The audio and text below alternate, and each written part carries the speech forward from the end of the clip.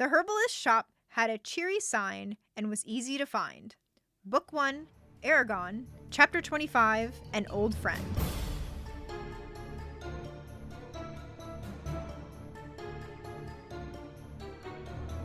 Welcome to Eragon and Back Again, a podcast where we explore Christopher Paolini's inheritance cycle, one chapter at a time. I'm Lucy Hart. And I'm Darien Smartt. And I love Angela. Oh my gosh, Angela is finally here! This is very against our non-spoiler nonsense. Yeah. Where we're like, oh, who's this No, character? who's this character? Who's this elf woman? Like, what? She seems cool, but like, no, I'm just gonna be upfront. Angela's the reason I'm here. Angela is just... I love her. She love is her absolutely so wonderfully, much. delightfully She is crazy. weird. Not crazy. I mean, I just love her. She is so like coy. I think coy might be a better. She's just very like. She's all vibes. Yes, she cares that's not it. for your opinion. Yes. She's doing her own thing. I love it so much. She's got a short, curly-haired woman sat by the door. She was holding a frog in one hand and was writing with the other. Holding a frog. And this whole... It's everything. It's everything. Okay, do you want to do reading? May I be Angela? Yeah, I can be Brom. That's okay. good. Could you tell us which house Jode lives in? I could. Will you tell us? Yes. Then there's a big... Yeah, quiet. Yeah. Everyone was about to blurt something out when Angela looked up. Of course I'll tell you. All you have to do is ask. Your first question was whether or not I could tell you. And your second question was if I would tell you. But you never actually put the question to me. Then let me ask properly. Which house is Jode's? And why are you holding a frog? Now we're getting somewhere. Jode is on the right. As for the frog, he's actually a toad. I'm trying to prove that toads don't exist, that they're only frogs.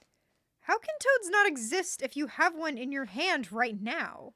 Besides, what good will it do proving that there are only frogs? No, you don't understand. If I prove toads don't exist, then this is a frog and never was a toad. Therefore, the toad you see now doesn't exist. And if I can prove that there are only frogs, then toads won't be able to do anything bad, like make teeth fall out, cause war, poison, or kill people. Also, witches won't be able to use any of their evil spells because, of course, there won't be any toads around. I see. It sounds interesting, and I would like to hear more, but we have to meet Jode. Of course. And that's it. That's all. That's curtains on Angela for the next I love very it. long chapter. Yeah. But, oh my god. I just love her interaction. Like, yeah. Yeah. You haven't asked me the actual question. Yeah. You're asking me if I could or if I would. It's like, yes. but it's also like, Angela, the question is implied. Are you dense or do you just like messing with people? And with the frog toad thing, definitely the latter. I love it so much. She's just holding this frog. And like for me, like something that I thought is she's like, it's actually a toad. But it's like, but if you're trying to disprove that it's not a toad, then it wouldn't be a toad. No, it would be frog once I prove it's actually a frog, and then you don't have to worry about toads anymore. Yeah, right now they're saying it's a toad. Yeah, I just like, she's like, as for the frog, he's actually a toad. It's like, why did you correct if it's a toad? Because it is a toad right now, but once she proves that it's a frog, then it will cease being a toad. Yeah. It's just like, oh my god. I love it so much. I love Angela. I love Brom gives her the benefit of the doubt. You never know. She might discover something useful, so don't criticize. Who knows? Toads might really be frogs. And Eragon's like, and my shoes are made of gold. Yeah. He's like, she's crazy. Maybe not. We'll see yeah, what happens. I love Brom's like support. And also, like, I feel like he has so much patience for her, too, because, like, when he's like, let me ask properly, it said Brom with a smile. He's just like, it's like, also, right. Now that we've been here long enough, I do need to ask about the frog. If you just left immediately and never would have come up, but I've been standing here for at least 20 seconds, and now I have to ask about now I've gotten too invested in the frog. Yep. And it's so, it's good. Real quick, did you read a synopsis? Did you read a summary? No, oh my god. I was just like, we were just so excited about Angela. We also didn't do Sparks of Inspiration. Oh, we just jumped right in, man. Angela is my spark of inspiration. Angela. We'll do that. We'll say for this chapter, Angela is our spark of inspiration. It's just Angela. She's so delightful. She's, yeah. it's Angela, who, let's remind each other, Yep. and I'm sure you know, but Yep. just in case, dear listeners, you've forgotten. Yeah. This book is dedicated to my mom for showing me the magic in the world, for my dad for revealing the man behind the curtain, and also to my sister, Angela, for helping me when I'm blue. Yep. Literally It's wrote, so named this good. character after her. She probably looks like the sister too, Yeah. short and curly haired. Like, Yep. yeah, I love that. I That's very much do delightful. too.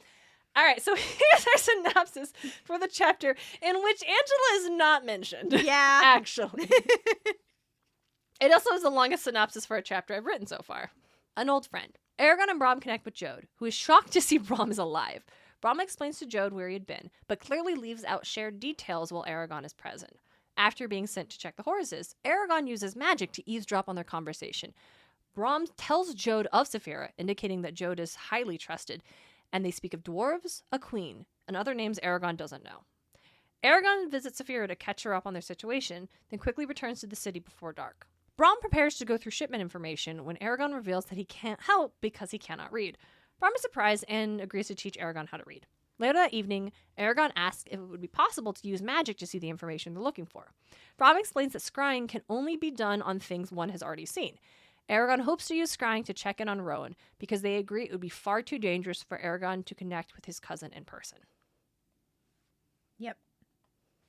All good. Okay, so we've gushed about Angela. Now we're on to the actual. Now we're going to the actual. Now we're actual meat of the chapter. Yep. And again, I don't trust Jode's wife. Yeah.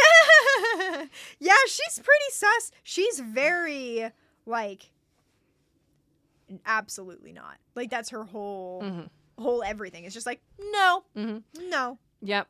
She's younger, which is not why I don't trust her. We find out they were recently married. Her family's very wealthy. They were married because her father was interested in his business stuff. Now the business thing is struggling. Yep. But the main reason I don't trust her is because when he realizes it's Brom and, like, we have to talk, he's like, well, let me take you somewhere secure. Yeah. It is not his house where his wife is at. Yeah. And I'm like, Yep. I don't trust the wife. Yeah, that's fair. Whose name I haven't learned yet. Yep. Is it in later on in the chapter? I think he does mention it. It's Hannah? Hannah sounds, yeah. I feel like it's Hannah.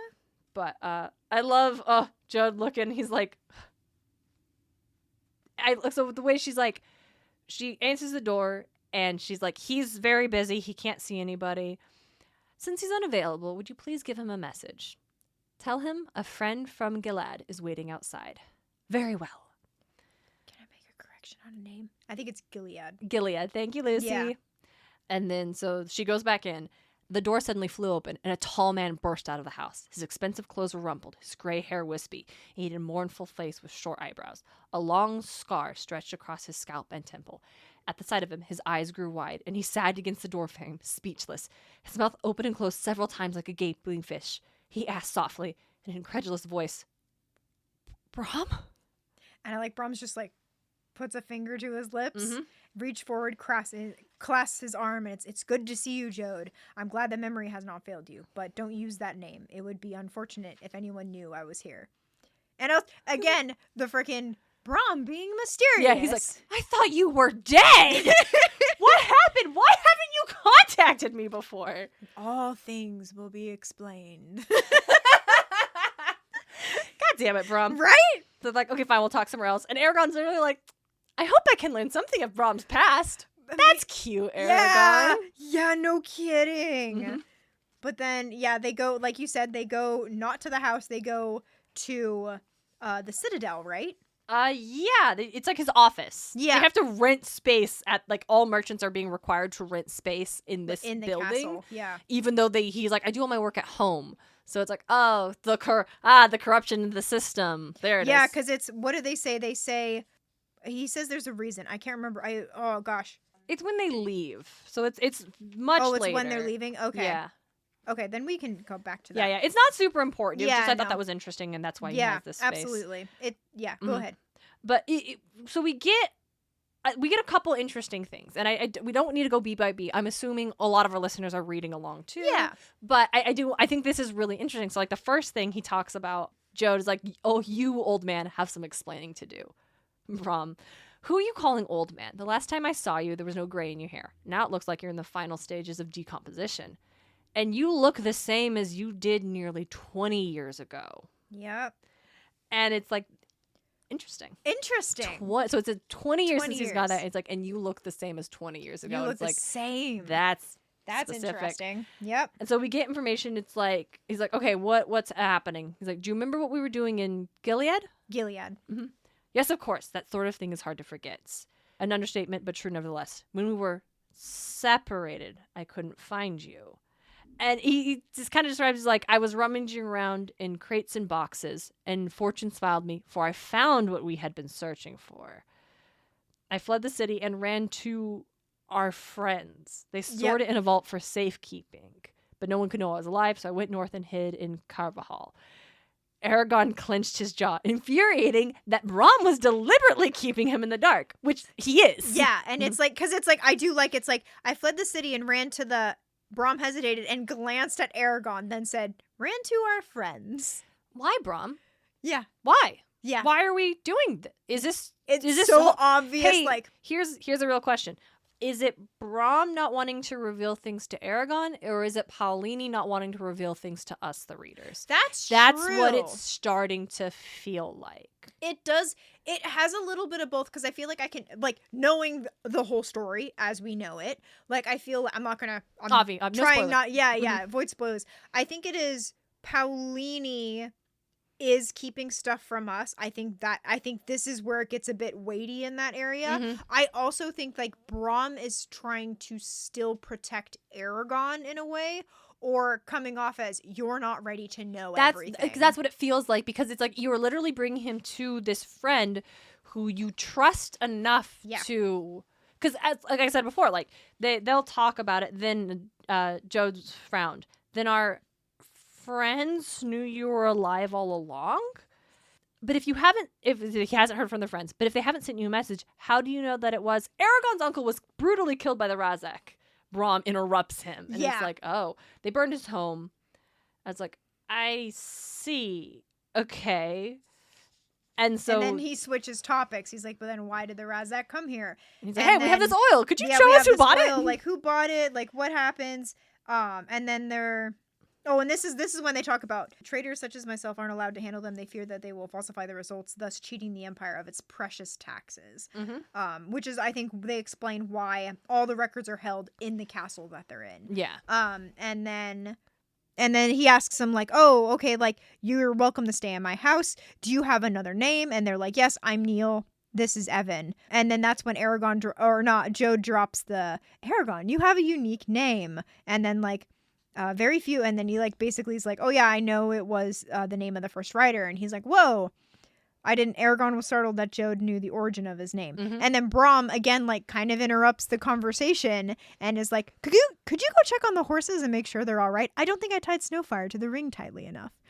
And Eragon is correctly frustrated about that. They're trying to hide something from me. The moment I leave, they're going to talk about it. And I feel like that is literally anyone ever.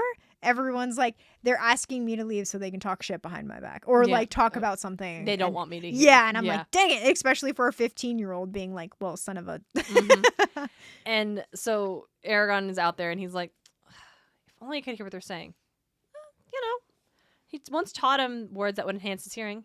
Keen ears aren't exactly what I want, but I should be able to make the words work. After all, look what I could do with Bersinger. Yep. So he says a line. It's not italicized, though. So I think the thing I mentioned some chapters ago with it being italicized when it's magic is not a thing. Or maybe it's when it's just one word by itself. It might be. I'm wondering if it's also, like, the emphasis, if he puts emphasis on the word. Like this, he's just saying it and not, I don't know about putting, like, emphasis on it. I'm not sure. Yeah. But yeah, it's a little unknown at this point why they are and why they aren't sometimes. Mm-hmm. And so when Eragon closes his eyes, he's able to hear what they're talking about. He's already missed, like, a chunk of the beginning conversation. But I do think, like, I think this is an important part, if you don't mind me jumping in just really fast, just about how he says it is, like, because we were taught about, Brom told us about the will being almost as important as the words. Because he was saying you could just say water and form a stone and not really know, anyone else wouldn't realize the connection there, but the person who cast it did. Yeah. And so this isn't, because, like, I remember reading this as a kid and being like, wouldn't he not be able to hear? because he's just making his hearing brighter. So wouldn't like the horse's noise, whatever's in the stable, like whatever is closest to him would interfere with what he's doing it. But now that I'm older and I can understand a little bit better, I'm like, no, he put his will, and that's what he even says. Once it was in this, he said the words and imbued the words with his will. Yeah. And so he's able to do that and then ensure. So again, like we have the magic system is holding to its this is what rules, it's, like very tightly. You don't need it's not about the words. Yeah. Like the words are just a reality, but you can bend reality to your will, essentially. Absolutely. The word means this, but when you speak it, it's going to mean this. Yep, absolutely. Yeah. So I just wanted to draw attention to that. No, I think that's really cool. Very good. Yeah. They chat for a while. A really while. Mm-hmm. And we get some indication as to why exactly Jode's ships are being targeted. Yep. And it sounds like it's because he is supplying supplies to someone or somewhere specific. Yep. Sending goods into Serta. I decided to help. How does the audiobook pronounce this name? Ajahad. Yeah. I decided to help Ajahad as best I could. Mm-hmm. So we get that his business is a front for sending goods somewhere. Yep. That's probably why he's being targeted by the Empire or whoever is targeted. Come on, we know it's the Empire, right? Like, yeah. Okay. It's not even like this isn't spoilers. This is just being like corrupt Empire. Yeah. Got it. Yep. This dude's sending goods to someone somewhere. Yep. They talk about dwarves. Yep. They mention he's like, well, why don't because Jode is talking about like, well, you got to take them. You should return to Trondheim. I think it's Trondheim, thank you. And take Eragon there. They tear him apart. It's the worst place it could be right now. Maybe in a few months, or even better, a year. Can you imagine how the dwarves will react? Everyone will be trying to influence him. Even Islan Zaidi. He and Saphira won't be safe in Trondheim until I get them through. Tuatha du Orthim. Mm-hmm. Orthim? Yep. Orthirm. Something like that. So yeah, they're talking about dwarves, and Eragon's like, well, why did he tell Jode about Saphira? He shouldn't have done that without asking me. Yep. And that's alarming it is, for us as readers, because he just drops he and Saphira. It's like, whoa, what? Yeah, he's clearly already. Yep. And that's not even like, and he wasn't out for that long before jumping in, so but we also get like Brom clearly didn't have to explain a lot of details to the student. They're already talking here, and just Saphira's a dragon, and there were no need follow-up questions. Yep. So this guy knows a lot. Yep. But it's also like, he's like, I can't go. I have to train Eragon. Send a messenger you can trust, but it'll be risky. I can go in the morning. I'll send him to Gilead. Gilead. It'll be faster. What can he take to convince Ajahad the message comes from you? Here, give your man my ring and tell him that if he loses it, I will personally tear his liver out. It was given to me by the queen. And Eragon hears them, like, chairs pulling back, going outside. Yep. And so he pulls away and ends the spell. And he's like, okay, so Jode and other traders are in trouble for helping people the Empire doesn't favor. Brom found something in Gilead and took it to and then went to Carvajal to hide. What could be so important he would let his own friend think he's dead for nearly 20 years? He mentions a queen. There aren't any queens in the known kingdom. Yep. And dwarves, who he told me himself disappeared underground long ago. Yep. He wanted answers. But he would not confront Brom now and risk jeopardizing their mission. Hey, Eragon, that's very mature of you. Yeah. I'm proud of you. Yep. I think that this is a little bit more keeping the reader in the dark to do this little bit of like, ooh, mystery foreshadowing, a queen and the dwarves and this. And I'm going to be honest, we're getting on about as much patience as I'm going to tolerate for this whole... Because I think we have flipped from Brom keeping Eragon in the dark for the sake of, he's like, I don't owe you all my secrets. Yeah. And we agreed with that early on. We're like, yeah, totally. You are entitled to that. But after all this time, and the fact that I can tell this guy he knows about Saphira and the dragons and all these other things. And he's clearly doing something the Empire doesn't like already. But we yet don't trust Eragon enough to give him the same information that Jode has, and now that Jode has about Eragon. Yep. And I do think I don't think there's a reason why Eragon can't know this. Yeah. Now at this point, like, to me, I'm just thinking it, and even all the things I know, I haven't read the book. I don't think there's anything why Eragon can't be told at least that part of the story. What Jode and Brom did, except just to make linger out the mystery for the reader. Yeah. And that's starting to get a little old for me. Yeah. And because I even think, like, I was actually just thinking about Percy Jackson right now. Is like, once Percy is introduced into the world of magic and stuff, no one really holds anything back from telling him, like, how just the world operates. They're like, oh, yeah, this exists and this exists, like, all, like, et cetera, et cetera. I don't know if anyone, like... There is one thing. We know there is some sort of prophecy that's also kind of about Percy, and we literally don't get that until the 5th book. So that great prophecy is something that's, like, hinted and lingered, but you don't hear about it till the end. But it's not, like, constantly brought up in your face, like, what's this? We don't know. What's going on? And I mean, like, it's also, like, Percy wasn't brought into the world and told, oh, yeah, Pegasi? No, they don't exist. They're gone. Yeah, don't worry about that. And because like, it's I like... can see them. Yeah, and it's like, on my t-shirt. Dwarves exist, but Brom told him they are all died. No, he just said they went underground. Well, like, they sealed themselves. Yeah, when he talked about the dwarves, they sealed themselves away in disappeared their underground long ago. That's fair. Right. So they sealed themselves away in their underground cities when Galbatorix took over. Yeah. And that's so he didn't lie, but clearly Brom is in contact with the dwarves. Yeah. And that's a little bit more, he suggested that they were completely cut off and no one had seen them. And we can see that that's And then he not just true. Like casually drops, can you imagine how the dwarves would react? It's like, wait, you've had interactions with dwarves? I thought this guy has too. Obviously, you are casual acquaintances of dwarves. Yeah. If you could even, like, presume to know how they would react to Eragon and Saphira. Absolutely. And so that's...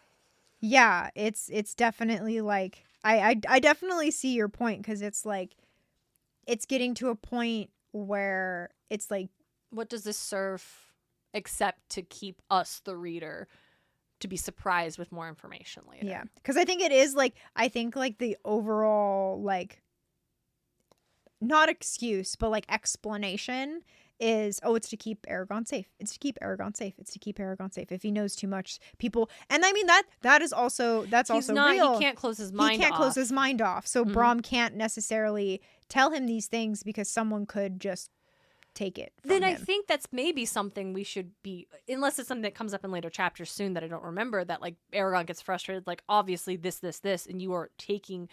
Like, maybe he doesn't need to know that Eragon and his buddy have contact with the dwarves, but, like, why hide whatever was going on in Gilead, and then why he came to Carvajal? Yeah. Like, that's odd. And then clearly this guy's looking over at Eragon like, so this boy's got a dragon, right? Yeah. Like, he's looking at him like, oh, I got it. Like, and why are you going to pretend like I don't know, so the kid doesn't know that I know, that we know that what's going on, bro? Yeah. So if it is the thing with the dwarves and the thing with everything else is because Eragon cannot be trusted to be able to keep that information safe, bet. We need to tell that, and I need Eragon training more and upright. Yeah, I was going to say... But at the very least, he should have been allowed to know what they were looking for in Gilead, because... I don't know, Lucy, do you think it was a dragon egg, maybe? Maybe. I'm over here thinking that if this is the only way that this guy can know that he obviously knows Eragon's got a dragon, maybe they found the dragon egg. Yeah. Maybe they gave it to the elves. Yeah. I think that's information enough that everyone who would want to know anything secret knows that already. Yeah. So I think he could have told the story and then sent him away to talk details about Sudan and the dwarves and all these. So, like, I'm getting annoyed. Yeah, fair enough. Let's talk about Angela again. She doesn't appear. I just wanted to talk to her. No. The wife's name is Helen. Helen, yeah. Doesn't pass the Helen test. Yeah. I was going to say that is, like, just kind of on the whole, like, thing is, like, I think it might even be less frustrating if Brom was like, you need to close off your mind, then I can tell you more. Exactly. If we, like, and maybe that does happen. Maybe when I can't remember if that's actually brought up. Like, I can't. It's like not even to keep you safe. It's to keep us safe, because you cannot seal your mind. Yeah, yet. It's like you need to learn to seal your mind. Only then will I be able to tell you the things that you want to know. And I'm like, bet. Okay, but let's get to that, because it is starting to feel like you, because it's like Paolini is just keeping us in the dark for mystery. Because it's they just spent days traveling, and they're talking about sword fighting, and they're talking about practicing magic and all these things. It's like, and I think, like, I feel like it might, Eragon there might be a training sequence somewhere in the future that kind of he does, like, closing off his mind, but I'm like, give us that now. Why isn't Brom? Yeah, this is clearly, like, at least after he tried to contact him, like, it hasn't even come up since. Yeah. I think it's really a really weird oversight. Yeah, so on Brom or Paolini's writing here for the training. Yeah. Like, it's odd that this has not become more of a focus. Yeah, because I feel like if especially like Brom knows that Eragon is very inquisitive, so of course he wants to know everything. And it is also like could also just be like Brom's, like he just doesn't have insight, like he's not even thinking about it. That's and like true. that could be put on Brom, just not really thinking about like what Eragon wants to know. Like he knows Like what Eragon Eragon wants to know. magic. Yeah, but like not really like the character Brom, just like it's just he's just spacing it with everything else. Yeah, he's got that's to be going fair, on. He's probably got a lot going on right now, clearly. Yeah. But it's like he was so taken aback when Eragon used magic, because he's like, Yeah. that's not part of the training yet. That's not Yeah. supposed to happen yet. Yeah, and it's I think it's a big thing where it's like Brom is making these choices on Eragon's behalf, and it's ultimately hurting Eragon more and more and more, because he didn't tell him about magic. He used magic. He could have been like, oh yeah, like writers used magic more often than not. He's like, but he doesn't tell him because he doesn't want him to use it yet, because he Yeah. isn't strong enough to use it. But also he's talked about like, oh, well, you know, the mind connection thing, and Aragon's done that with horses and by accident. Now Yeah. Brom's communicated with him about that, and he's warned them that people can get into your mind with magic and stuff. Yeah, but he's not. But it hasn't occurred to him to train Eragon how to keep people People out. out. Because maybe that's like much like the magic. Your training is supposed to go X, Y, Z. That's true. And you will do this part after you master this thing. And it literally And has not occurred to him that maybe we need to skip ahead. Yeah, and it's true, like Brom could be like, as a storyteller, learning these stories, and he's literally just going step by step from the stories that he's read or learned or However he knows all reiterated. this. Yeah, however he knows all. So it's just like he could be just, like I said, reiterating those steps without like maybe like he knows that Eragon is in danger, but maybe not how immediate Yeah. everything is. So it's honestly, for me, I'm like, it does make Brom feel a little more human, because Yeah. humans err, and he's making these choices that we're right now we're kind of like, yo dude, I don't think that's very smart. Mm-hmm. And later on being like Yeah. And later on being, oh no. yeah. Eragon does go visit Saphira. Yep, which I like. Does some rock climbing, does some free soloing. I love that. climbs up- I have kind of like highlighted a Yeah. little bit of that. It's I love that. Every time their interactions are like low stakes like this, it's very good. Yeah, he's like, she's like, oh hey, I'll come get you. He's like, oh no, I'll climb up. It's dangerous. You worry too much. Let me have some fun. Eragon pulled off his gloves and started climbing. He relished the physical challenge. There were plenty of handholds, so the ascent was easy. He was soon high above the trees. Halfway up, he stopped on a ledge to take a breath. This, to me, definitely sounds like, let's say 5'9". He says there's a lot of holds. It sounds like they're very juggy holds, very Yep. good holds to Yep. grip. Not a lot of slopers, not a lot of crimps. Yep. I am a rock climber. Yep. Dear listener, if you're wondering what this is. this Yeah, is like me being my couple of seconds of Lucy silence, just and then the staring at realization, me, like, oh yeah, what? yeah, your yeah. look of like, what are you talking? Oh, right. Yeah. But then Eragon, he takes a break. Good. Whenever you find like a solid spot Yep. to regain your strength, you're not a timed climb. You're only competing against yourself and not dying. Then he realizes his arm's too short. He can't reach the next one. The mistake he's made here is you got to get your legs up, Eragon. It shouldn't find lower holds to grab onto, and then get your leg up and then twist into it. But clearly, Eragon's not a rock climber. Yeah. I shifted from being a 5'9" to about, like, I'd say a 5'10" flat, maybe a 5'10" plus.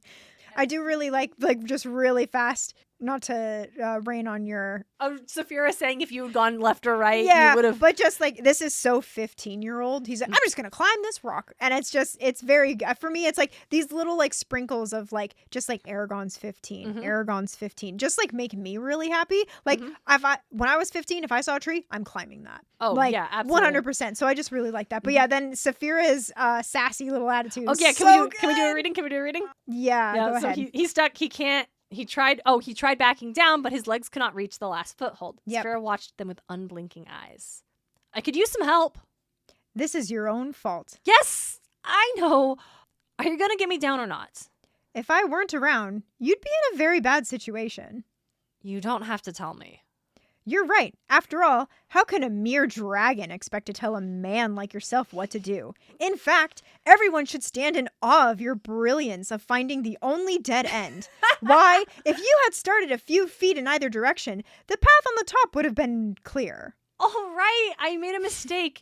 Now, can you please get me out of here? Saphira? Saphira, come back! And then just jumps off the edge. And then literally scoops him, grabs him, and lifts him back up. foolishness.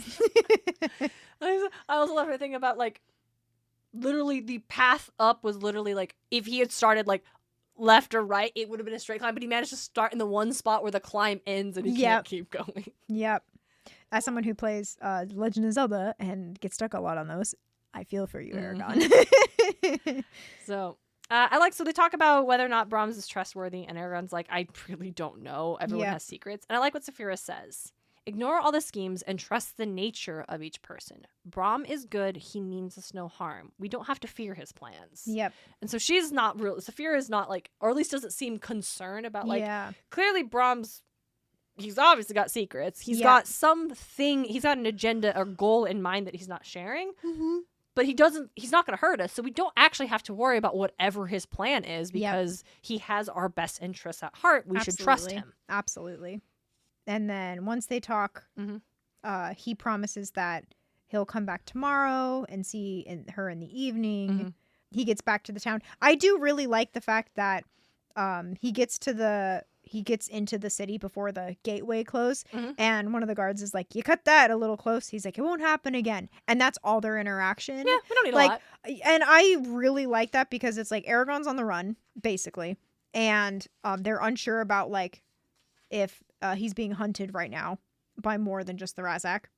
If the Razak are on the hunt again. Yeah. But it's every interaction with guards is a little nerve-wracking. And I like that this is just, oh, it won't happen again. And then he just walks off. Yeah, it's not like, hey, wait a minute. Or just like him being like, I'll keep my eye on you. Yeah, we don't need to raise any stakes here. I really like that. I love this confirmation of Eragon being like, I can't read. Oh, I can't help with this. He's like, Garo never taught you how to read? He knew how to read? I love that. He knew how to read? He did. Of course he knew how to read. The proud fool. What was he thinking? I should have realized. He probably considered it an unnecessary luxury. Which is like, that tracks. Like, I think he's taught Eragon like numbers so he wouldn't be cheated. Yeah. But not reading. It's like, you don't need to read. It's fine. So yeah, so Brom's like, we'll teach him how to read. And I love Brom, Eragon wincing. Brom's lessons were usually intense and brutally correct. Yep. Brutally direct. Yep. I like that too. I also really like Eragon finds the history book. Yeah, Domia Abweirda. Dominance of Fate. Yep. And how he kind of explains how important it is. And I like how Eragon just takes it and just starts flipping through it for hours. He can't read any of it. Yeah, and he's just fascinated by that. And I think like that's important because showing interest in reading and wanting to read. Yeah. And so I think that's for him, I'm like, that's actually, I really like that. And I do really like how the book is described. But yeah, it's a complete history starting long before the elves land in here. It's extremely rare. When it was written, the Empire decreed it as blasphemy and burned the author, Helslant the monk. And I'm like, classic! Yep. Classic control information. Absolutely. There it is. Classic corrupt leadership. We hate to see it. Yep. Love to see it in our stories. Hate to see it in real life. Absolutely. Brom and Eragon talk about, like, Saphira had an idea, like we said in the thing about, like, oh, could you see the information without actually looking at it? And he's like, that's scrying, and no, you have to know what you're looking at. Like, we could scry the Razak, but you wouldn't be able to see where they are. You just see them. Mm-hmm. I do like how he's like, can we do it now? And Brom looked at him carefully. No, not now. You're tired and scrying takes a lot of strength. I'll tell you the words, but you must promise not to attempt it tonight. I'd rather you wait until we leave Tiram. And I like that he's like, Eragon's like, can we do it? He's like, may I try now? And he's just like, no. But he still gives him the words because I think it also illustrates that Brom trusts Eragon. Absolutely. He's like, I'll give you the magic words. I think it's like, it is that like give and take of, he's like, here's why you're tired. Yep. And we'll wait until after we leave town to practice this again. Yep. But I will give you this. So I like it. I think that shows a respect and a trust that Brom does have in Eragon, which like, absolutely brings us back to like why he is not telling Eragon these things. And it does also demonstrate to us, the reader, it's not because Brom doesn't trust Eragon flat out or doesn't think he's wise or thinks he's foolish or... It is, obviously there is a reason why it is. Now, do I, the reader, like that reason? Probably not. I'm a little over it at this state, and I need a little bit more to still play this game with you. But and we talk a little bit about Rowan and how he can't really go see him, and also a little bit more about like what Galbatorix Yep. Like in what the king's motivations are, where he's like, you're the only rider not in his control, and he's gonna want you on his side. Yeah, because Aragon's worried that Rowan will be targeted. Yeah. And so he's like, but what's the solution? I can't let him be killed. And that's when Brom says, like, well, Galbatorix wants... Where that's when he says that he wants... Galbatorix will want Eragon... Like, the relationship between them is tenuous anyway. It's really stressed. But Galbatorix doesn't want it strained any more than it already is. Yeah, he won't risk completely alienating Eragon by, like, killing Rowan. Absolutely. He doesn't know, like, because I think Brom says something about how, like... Galbatorix probably didn't authorize killing Garo, or wouldn't have wanted them to kill Garo. He wants Eragon to come on his side and work with him so he can control him. Yep. And so that's so it's like the way of least resistance is what Galbatorix wants. Yeah. But also it's like he won't risk that until he knows exactly where you stand, and then he will say, do this or I will kill you. Yep. If you're ever faced with a choice, are you willing to die for what you believe in? For that is the only way you will deny him. The question hung in the air. It is a difficult question and not one you can answer until you're faced with it. Keep in mind that many people have died for their beliefs. It's actually quite common. The real courage is living and suffering for what you believe. That is so good. Very good. It's so good. Deep. Yep. Yeah, no. I like how that ends. It's like, ooh, spooky. Luce, what's your writing takeaway? I would say, man, I don't know. Do you have one? Oh, man, I just want to talk about Angela again. I know, right? Just talk about Angela. Characters are great. I think, well, with this one, I think when characters have to withhold information, determine if it is for plot and character reasons or if it is being used to keep your reader, your audience. Is it the character isn't ready to reveal this information to another character, or do you not want to reveal the information to your reader? Yeah. And balancing act where if it's necessary to reveal the information to the character, then why doesn't the character get to know it? Yeah. I don't think the answer, I don't want the reader to know yet. That's not a good reason. Yeah. So figure it out. It has to be, yeah, I think I agree with that. Mm-hmm. We'll stick with that one. Okay. I really do like that as a writer take, because I feel like that's really prominent in this chapter where it's all the time. Paolini is like, I don't want you guys to know yet, and it's like shown through Brom as being withholding information. Like, why can't Eragon know it? But yet? It's also like I don't think we are given a good enough. Like we straight up do not have a good enough reason now with this new character, with Jode being introduced and all the information he has. Yeah, especially like we don't know Jode, and it's like you don't have like Paolini doesn't have to tell us, oh, Jode's like great at blocking mind stuff and things like that. Yeah. But it's like, give us that inclination of Eragon needs to be practicing mind, and Brom being like, you're not ready to hide this information because you can't hide it in your mind. Yeah. And then telling Jode everything, and Eragon being like, again, showing not telling, but he's like, why did you tell Saphira? Maybe he has some magical mental powers as well, and he can actually something like that. So yeah, I don't know. It's like if it's like if you just want to keep the information from your reader to have it surprise, there needs to be a good information why the character can't know it yet. And I'm at the point where I like, no, Eragon. There's no reason Eragon shouldn't have at least got the story of what they did in Gallade. Yep.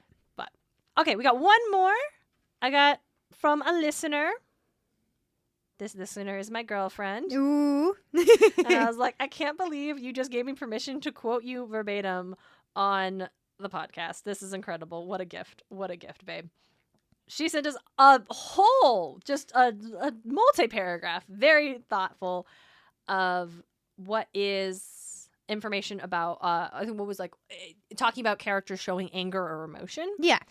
And Kelsey says, my current reading fixation is Sentient Robot, specifically the Murderbot Diaries by Martha Wells. The first thing that came to mind when talking about characters with like disturbing emotions was Murderbot's very human anger, being more immediately accessible than sadness over the treatment of its friend. This is very similar to Saphira showing anger out of concern for Eragon, only in this case, it is vengeful grief about something that has happened rather than fear or anxiety about what might happen. Anyway, Murderbot has an uncharacteristic impulse to do harm to those who would hurt its friend, chooses not to watch soothing media because it wants to stay angry, and considers its own performance reliability as faulty. the robot equivalent of having an emotional breakdown. It even denies to itself how much it cares about its human and bot acquaintances, which is a very human thing to do. In short, the author does an excellent job of giving Murderbot vibrant, relatable reactions without explicitly saying, Murderbot was angry. And it's just beautiful.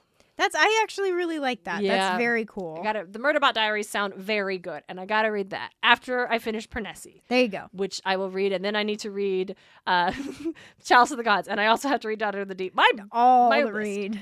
But, hey, who's your favorite side character? Ooh. Yeah. Yeah.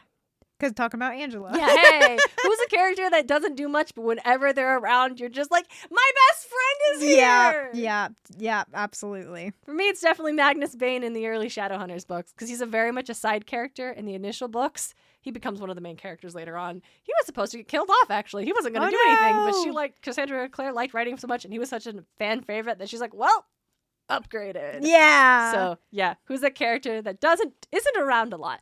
But like I said, when you're there, you're just like, hey, everything is better. Yeah. I think for me, I like Eros. I just looked over and saw Lore Olympus. And I was like, Eros. Like, I really do like my Eros. friend is here. Whenever Eros comes in, I'm like, yes. Yes. Well, Lore Olympus is back in like 3 days Yeah. at the time of recording. Oh my Use gosh. that to guess when we recorded this episode, gang. Awesome. Well, thank you all so much for listening. Hit us Thank on you. Instagram. Tell us about your favorite side characters. Absolutely. I love fan favorite characters because they're always just, what? Yep, I agree. And I almost said the wrong podcast side. Until next time. She's Lucy Hart. And she's Darien Smartt. And this is Eragon. And back again.